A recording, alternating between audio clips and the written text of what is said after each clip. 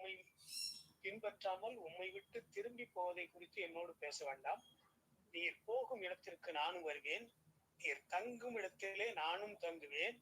உம்முடைய ஜனம் என்னுடைய ஜனம், உம்முடைய தேவன் என்னுடைய தேவன். இதுதான் முக்கியமான கருத்து.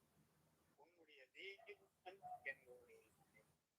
எவ்வளவு இழப்பு வந்தோம், எவ்வளவு கஷ்டங்களை அனுபவித்தோம், கிறிஸ்துவின் மேல் வைத்திருக்கிற அந்த விசுவாசத்தை விட்டு என்னை பிரிப்பவன் யார் என்று சொன்ன பவுலை போல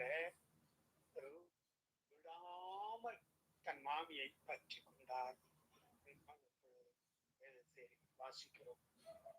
எனக்கு அருமையான தேவ பிள்ளைகள், ரூத்தின் மனநிலை இன்றைக்கு கிறிஸ்துவை விசுவாசிக்கிற பின்பற்றுகிற ஒவ்வொருவருக்கும் இன்றைய காலகட்டத்தில் தேவைப்படுது.